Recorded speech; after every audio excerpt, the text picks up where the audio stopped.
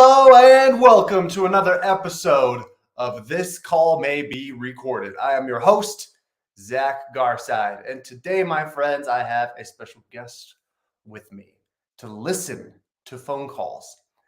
A few years back, I met this guy.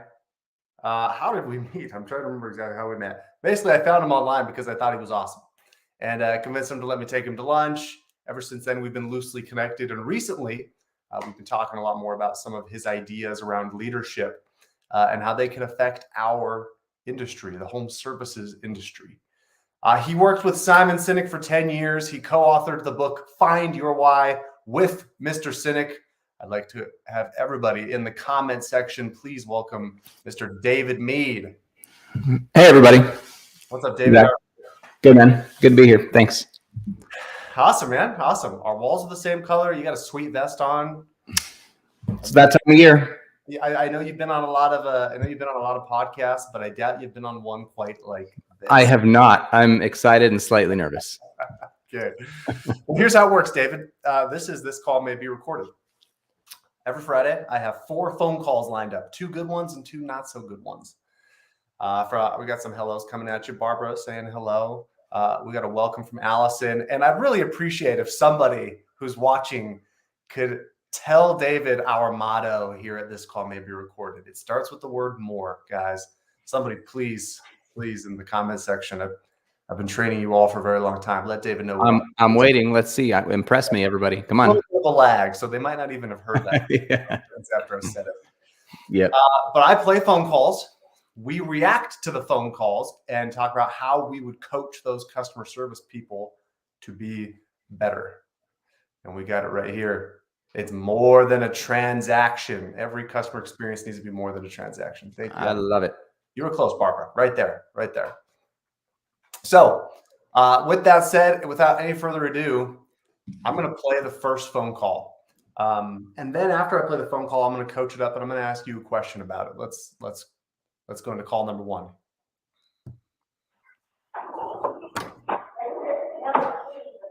Can you hear that?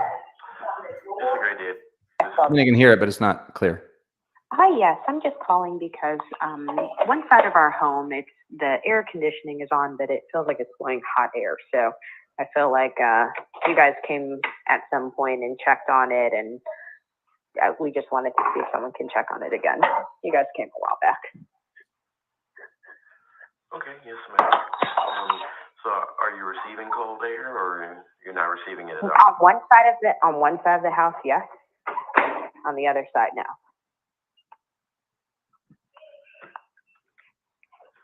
Okay, let's see.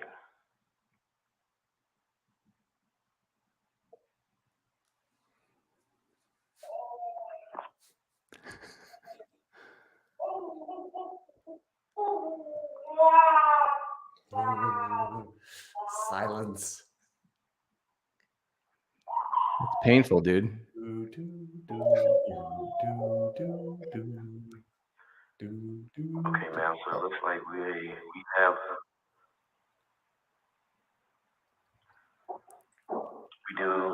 an opening for Thursday. That's fine. No, whatever the soonest is, and if you guys have any cancellations before then, that'll be great. Okay, yes, ma'am. That's fine. All right, what'd you think? Wow. So, my world is not the customer service world. So there's probably a lot of nuance in there that I would miss. But the 2 words that I wrote down and they're connected, and there's an interesting connection because I think sometimes we interchange them, but the meanings are different. Empathy and compassion. So where I've heard a little bit of this before.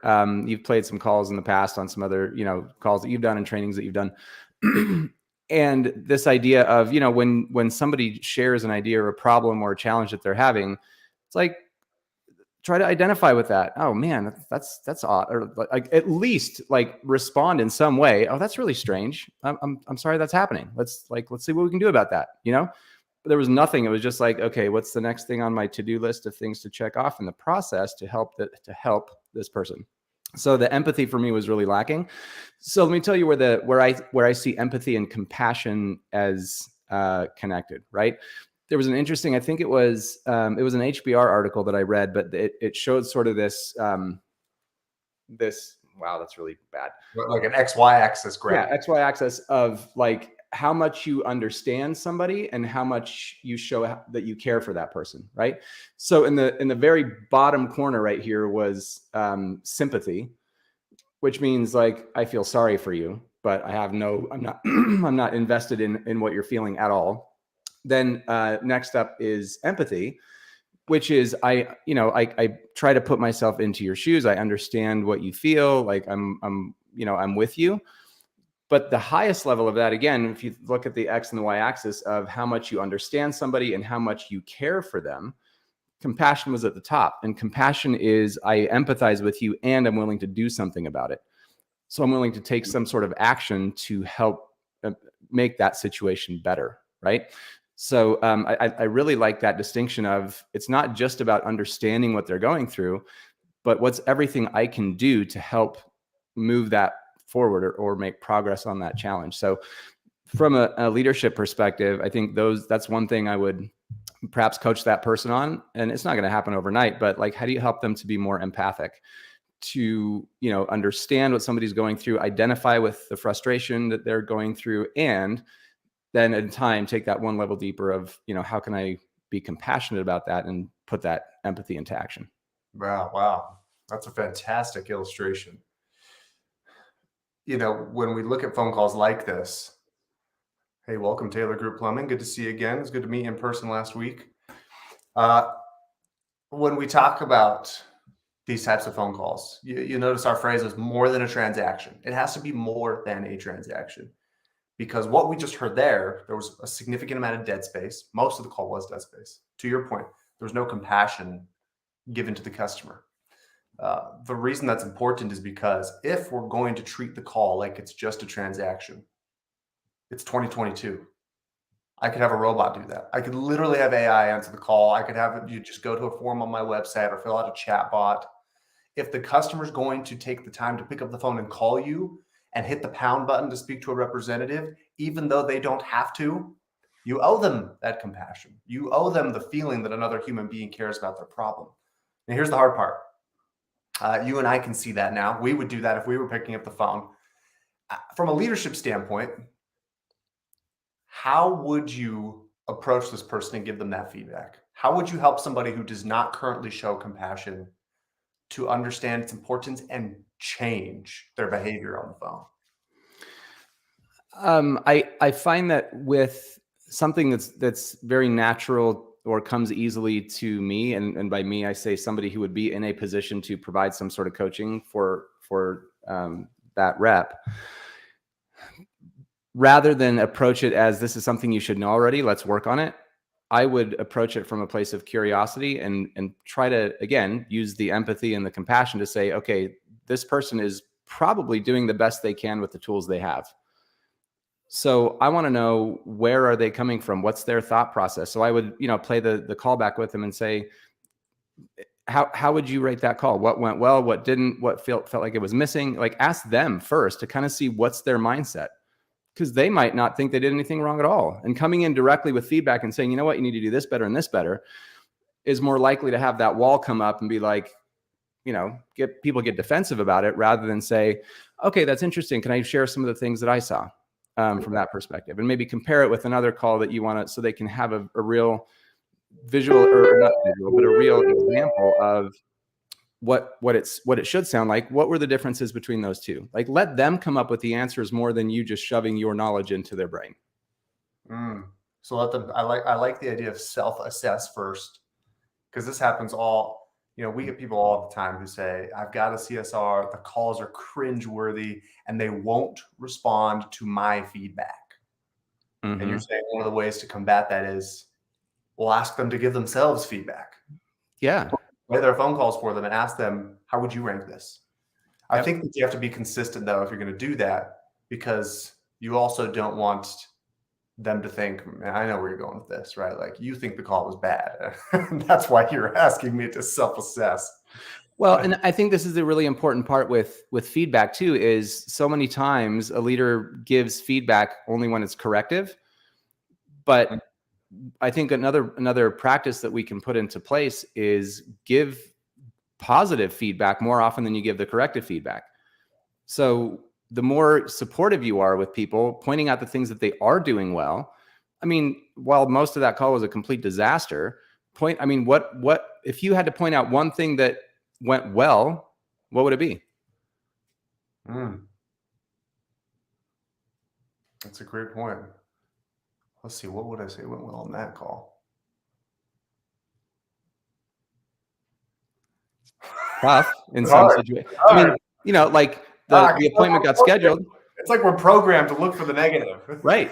But like look for the positive, and you know, the different numbers out there, but you know, some say 3-to-1, some say 5-to-1.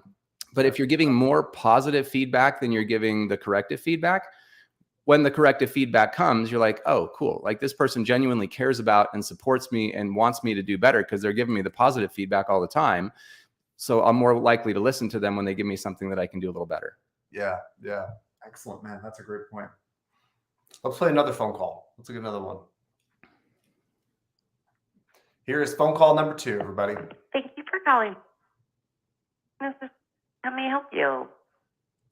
Hi, this is you all have serviced our air conditioning and heating, and we bought it from you too. Our air conditioner's making a weird sound. Oh, goodness. And, Okay. Like a heavy, I guess it's that or the heat pump that's just making a real kind of heavy sound I haven't heard before. Okay. I'm wondering if somebody check it out for us.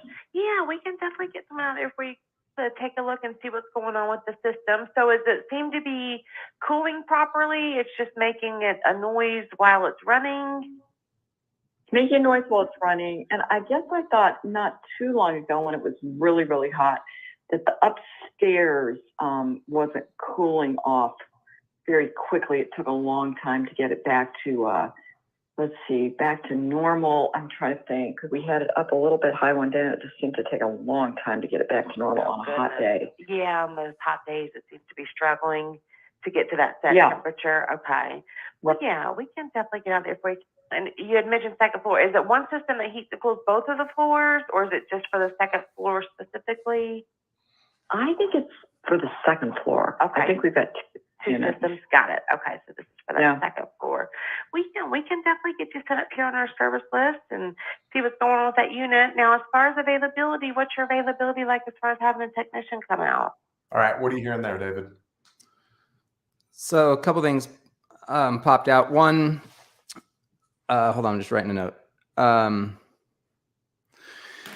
So obviously, like, you know, night and day difference as far as response and, you know, keeping the conversation going, engagement. Yeah. But the two things that I picked up most of all were just a lot of questions to make sure that she understood, right?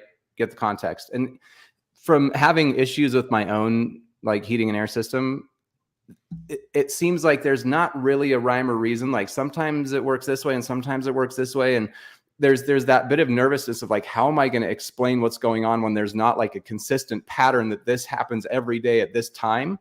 It's just kind of all over the place and it feels like this. And, you know, it's not something that's on top of your mind all day long until it's not working. And then you're like, oh shoot, it feels really hot and it shouldn't. So trying to explain that to somebody when you can tell that they're impatient on the other end of the line and they just want to get you off and get to the next call is nerve-wracking as a customer. Yeah. But this CSR was, you know, it's like, I'm in this with you, like we're going to take care of this. And so I think it made it easier, more comfortable for this gal to explain what's happening, what's going on. I think it's this, but I'm not sure. And that's okay. Like if you don't know exactly what's going on, that's why we're here to help. Right. So just a lot of questions, a lot of understanding. The second thing was right at the end, which was different from the first call, which was what's your availability? Yeah. Continue. Elaborate. No, that was it. It was just like, it's not, you know, you're imposing on us. Let's see what we have open for you. But like, when is it good for you? And we'll work around your schedule. You guys, I have never taught David the importance of that. We've never had this conversation. Hey, if the speaking thing doesn't work out, you know. This is my biggest pet peeve. This is my absolute biggest pet peeve. right after, well, I guess this is my second biggest pet peeve, right after when a CSR starts the phone call with, okay, what's your address? It's like, whoa, hold on. Like, what's going on? How's this affecting their day? Show some compassion. Let them know we can definitely help, which you heard this CSR do like 3 or 4 times. She kept saying, we can help. We can definitely help. We can definitely help. Mhm. Asking the customer, what's your availability? When would you like us to come out? A lot of contractors push back on this advice because they're worried they won't be able to meet the customer's hopes and dreams. If the customer says, as soon as possible, please, I'd like to get somebody out here today, but the contractor's booked for a day or two, they don't want to mislead the customer. And I always say, you're not misleading anybody. You're asking them, when would you like us to come out? You're helping them feel understood, like they have a say in the matter. And I think that even if you can't come out that day, what you can say is, well, the earliest we have available, and we'd love to send out somebody, the first opening we have is this. Great. Well, you're booked up and I get that. You're busy, you're a busy contractor, but you're going to put me in the first available slot. Cool. That's a good spot. I haven't heard of that put that way. Yeah, letting them know what you can do, telling them you're first available. I like that. Everybody write that down. Let me tell you what my first available is. That's good language. Yeah, it's so crucial to ask the customer when they want you to come out, as opposed to just imposing your will on them, as you said. Yeah, really fantastic job by this CSR on this call. It's interesting. You mentioned compassion earlier. Last week I was at an event. LaTanya was there. She's watching in Tampa, and Tim Tebow spoke at the event. So Tim Tebow taught us the difference between, taught us what passion and compassion really are.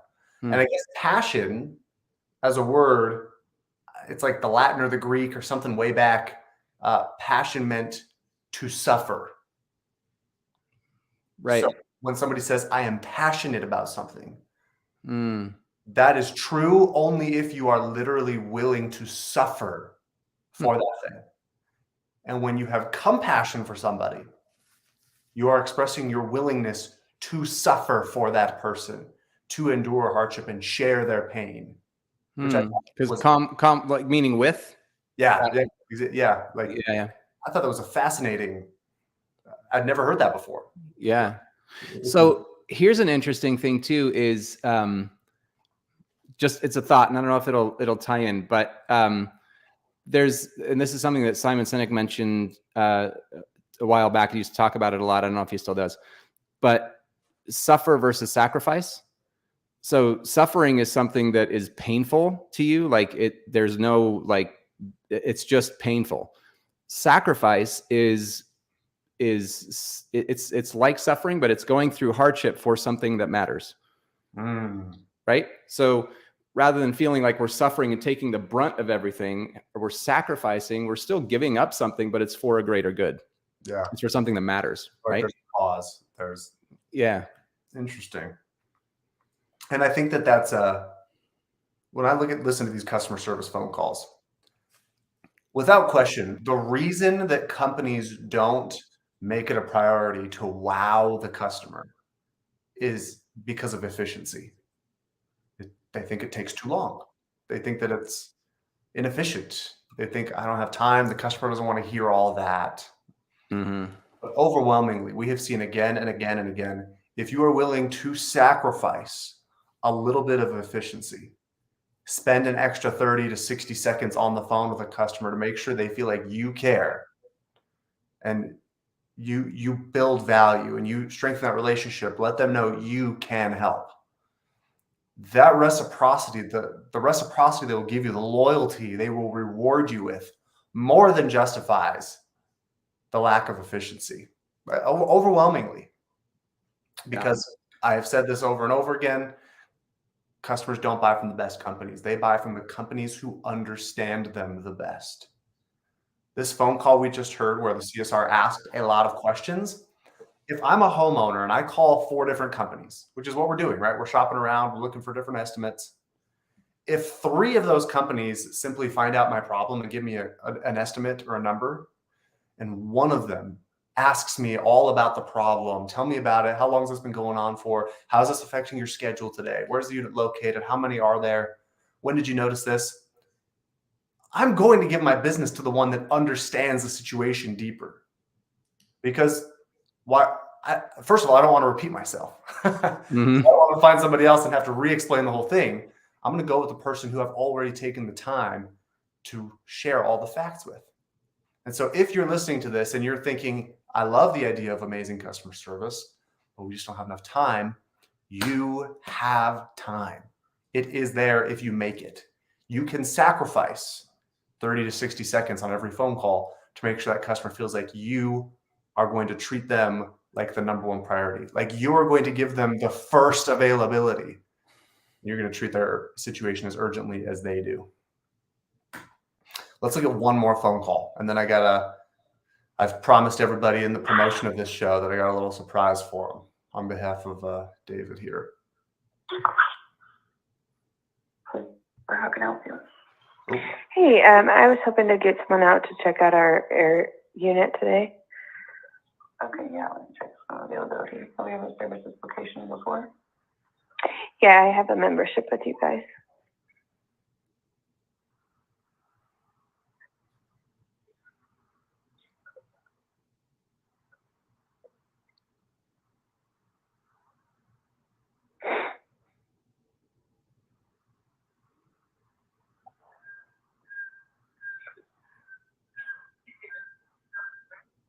Give me just a second. I'm getting my computer pulled up. Okay, no problem. Getting my computer pulled up. Was your computer not on when you answered the phone? What were you doing prior to answering this call?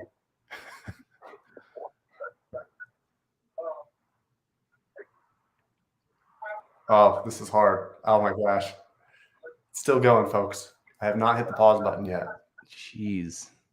We're 1 minute and 7 seconds in.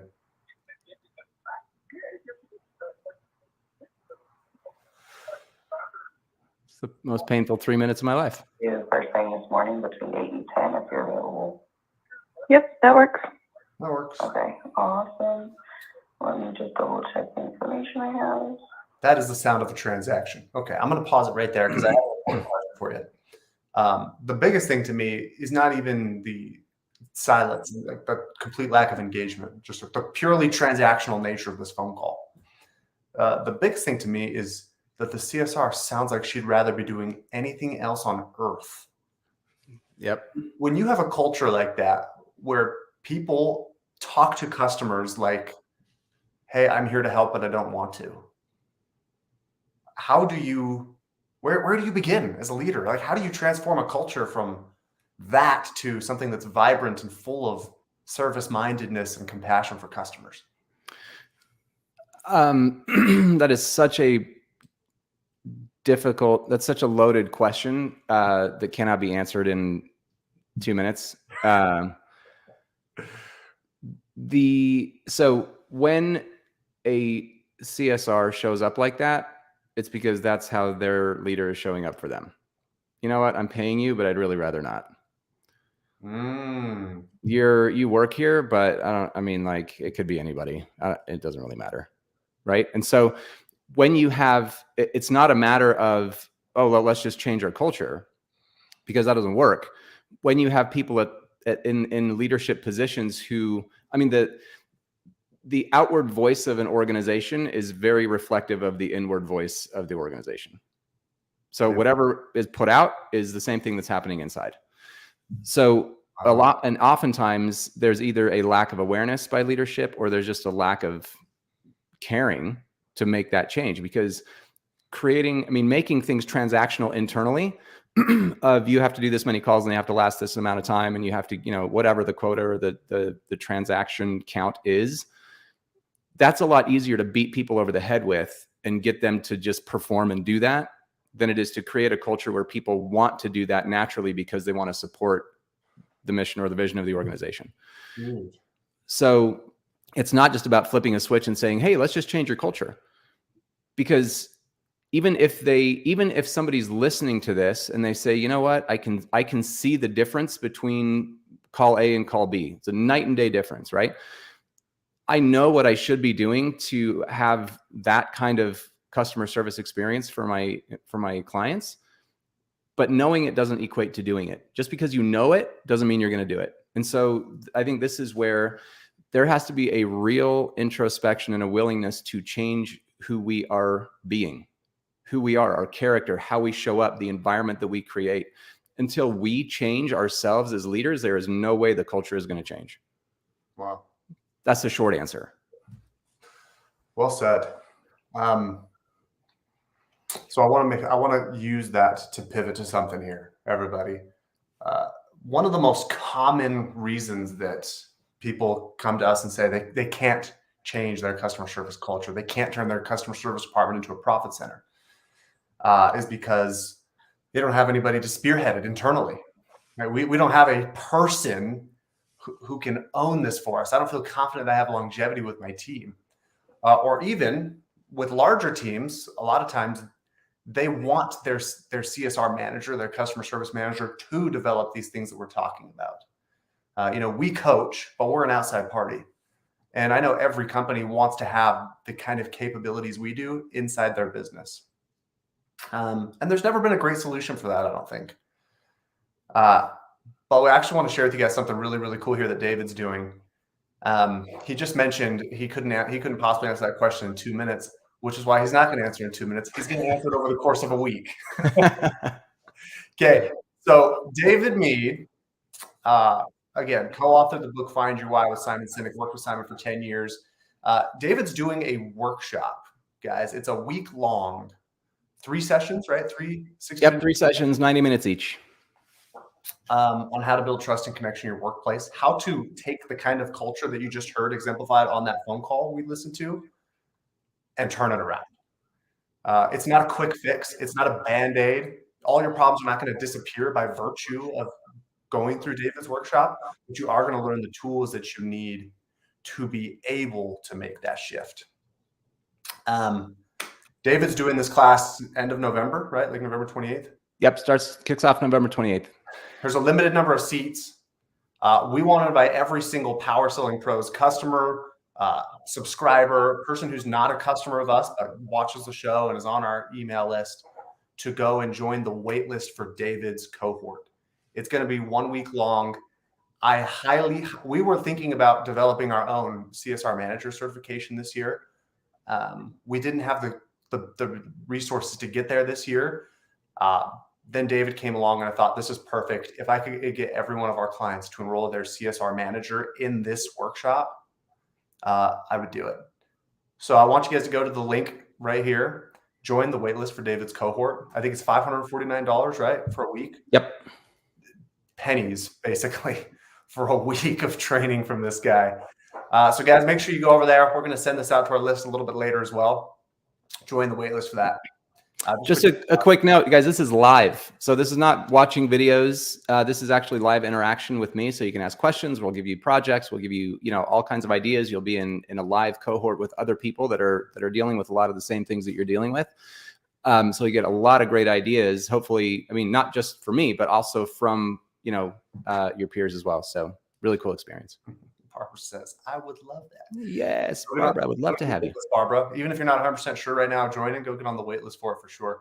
Yeah, the wait list doesn't mean you're signed up for anything. It just means you're interested. Check out the landing page, that link, and get on the wait list. If November 28th doesn't work, I'm doing more cohorts after, so I can always keep you in the loop on those. If you thought David had anything worthwhile to share, just wait till you get on a couple of live calls with him in a coaching scenario like that. You will not regret it. And I highly encourage you, again, get your managers in there. If you own the company and you want your customer service leadership to learn how to turn the ship around, get them into the cohort there and have them work with David for a week. It'll be a game changer for you. And with that, guys, we are all set. Oh, I failed to mention, yes. In addition, anybody who goes through Power Selling Pros and joins David's cohort, we're going to give you our call center scripts handbook, 36 pages of scripting for your CSRs. Includes job ad templates, interview questions lists, all of the kinds of stuff.